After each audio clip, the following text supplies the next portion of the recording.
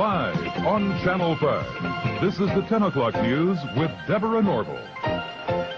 Coming out revealing secret negotiation between the Nazis and the Zionists in 1933, which allowed German Jews and their assets to go to Palestine. Rich Samuels joins us tonight with the story of the controversy behind the book and the author's struggle to write it. Rich? Deborah, with the rise of Adolf Hitler to power in the spring of 1933, the Jews of the world were faced with a dilemma.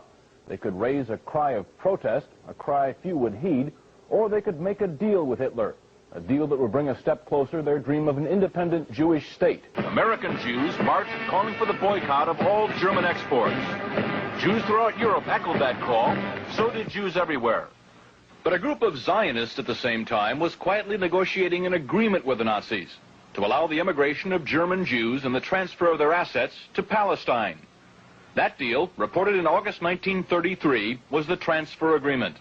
Palestine, sparsely settled by Jews at the time, was radically changed as a result. I lived in Palestine from 1933 to 1936, and we saw every week transports of German Jews coming to settle in Palestine. German Jewish settlement of Palestine was, for a time, official Nazi policy. These photos of Jewish life in Palestine, along with a lengthy text, appeared in 1934 in the Berlin paper Der Angriff. A Nazi Visits Palestine was the title of the multi-part series. A medal was struck by Goebbels in commemoration. On one side, the swastika. On the other, the Star of David. Hitler demanded one concession for the transfer agreement, that the call for a boycott of the Reich, raised by Jews here and elsewhere, be rejected by the Zionists. The Zionists made that concession. And so, while Nazis were marching in Germany, and while Jews were marching here, diplomacy was running a more important story. In the Mediterranean, where the dream of a nation-state for Jewish people came a step closer to reality. The story in this book some will find hard to accept. You've never been told what the origin of Nazi is. NA is National Socialism, which was the German Nazis, and in 1923 there was a double agent who came to Hitler, and he said to Hitler, look, your Nazi party is not, your National Socialist Party is not getting off the ground. You need an alliance. And he suggested that they ally with the Zionist Party. So the NA of National Socialism joined with the Zionist Party in the World Zionist Party in 1923, and ever after was known as the Nazis, NAZI. The ZI was for Zionists, but of course no one knew that, because our popular mythology is that the terrible Nazis were attacking the Jews. But what we were never told is there was a great schism in the Jewish community of the world between the Zionists and the non-Zionists. You see, the non-Zionists were the Orthodox Jews who believed you could not have a Jewish state until the Jewish Messiah came. They didn't acknowledge Christ as Messiah, so they were waiting for their own Jewish Messiah to come. Then you would have a Jewish state, and that Jewish state would rule the world. But the Rothschilds in 1828 decided they couldn't wait for the Jewish Messiah, so they started what they called Reform Judaism under Moses Hess. And Reform Judaism said, yes, you can have a Jewish state before the Messiah comes. And the reason you could have it was the Rothschilds had made so much money, they said, we'll buy our own state. So the Rothschilds sent people out to the Middle East to have Jewish settlements, and which is today the State of Israel, totally created by the Rothschild money. And so Reform Judaism then became the cause of a great schism between Orthodox Jews and Reform Jews. Now, no one has ever told you this, I'm sure, but you think that the Jewish community is monolithic. In fact, it's split sharply down the middle. But even today, they have riots in the Jewish parliament between the Orthodox Jews and the Reform Jews. And they cannot agree on anything because the basic premise is a fundamental disagreement over whether a Jewish state should even exist today. So in Germany in 1923, the German Jews were quite prosperous and quite happy, and they were not interested in becoming Zionists, and they were not interested in going to Palestine. After all, they had beautiful mansions in Germany. They had symphony orchestras, they had art, they had everything, and they were accepted in the community. As Ezra Pound said, Germany was the least anti-Jewish country in Europe. When you went over into Poland and Russia, you had very strong feeling against Jews. But in Germany, they were accepted and happy, so why would you ever have an anti-Jewish government in Germany?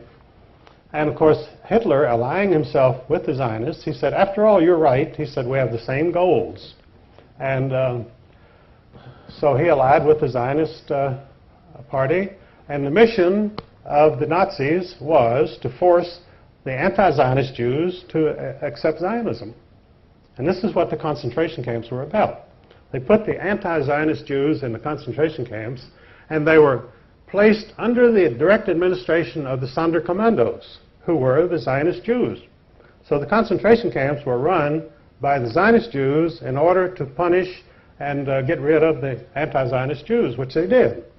And of course, that's a part of the Holocaust that you're never told, that this was a fundamental Jewish disagreement, which the German people, that Daniel Goldhagen wrote a book in which he said all Germans cooperated in their anti-Jewish feeling and the Holocaust, which was not true at all. The Germans did not even know what was going on, most of them.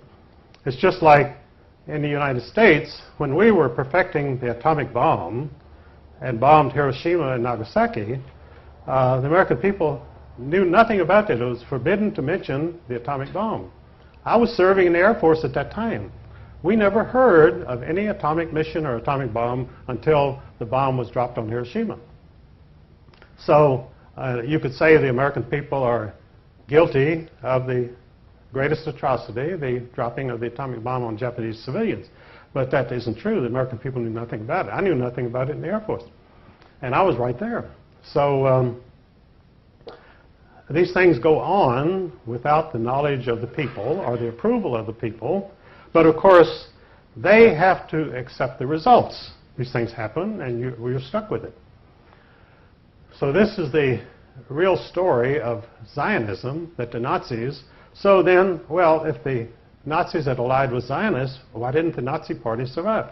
Well, what happened was, in 1945, after the German military was defeated, they brought in the German leaders, the German generals, at the Nuremberg trials, tried and convicted and executed them. They had to execute them because they didn't want them around to testify that about the alliance between the Nazis and the Zionists.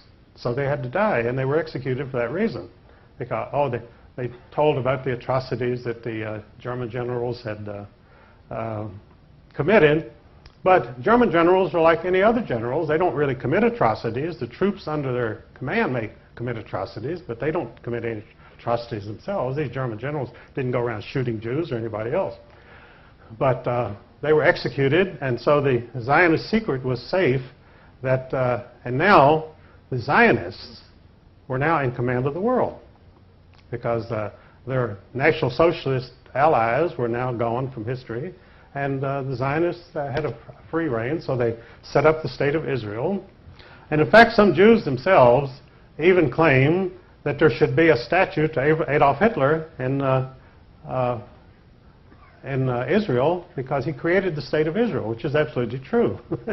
Without Adolf Hitler, Israel would not exist. The Jews would still be dispersed and they would have no country.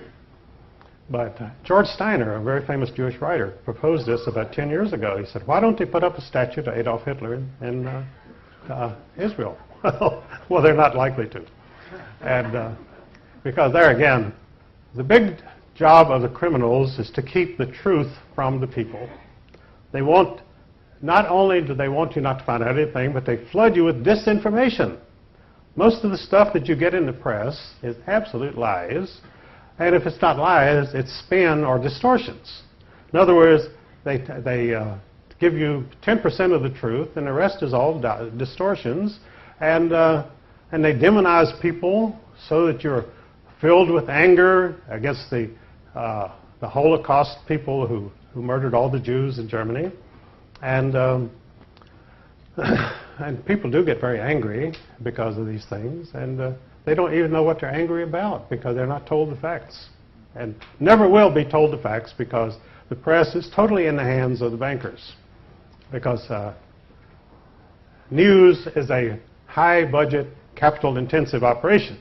You need a lot of money. You need a staff covering the whole world, and it's a very expensive situation. So the average truth seeker is not going to start his own television station or newspaper, because he doesn't have the $100 million that you need to even get it off the ground. So we're reduced to meetings like this, which are very good. And we also, God apparently was merciful on us, and he gave us the internet. Because in fact, in the States, we had this total monopoly of television by 3 television networks, which were all controlled by Zionists. And so along came cable, and suddenly we had all new stations and all sorts of controversial programs coming on, which of course the 3 Zionist networks would not touch with a 10-foot pole. And the result was they were left behind. They had 100% of the television audience. They now have 30%, and it's dropping every year. In fact, it's probably less than 30%, but they're cooking the books in order to maintain their advertising revenues to give a totally false picture.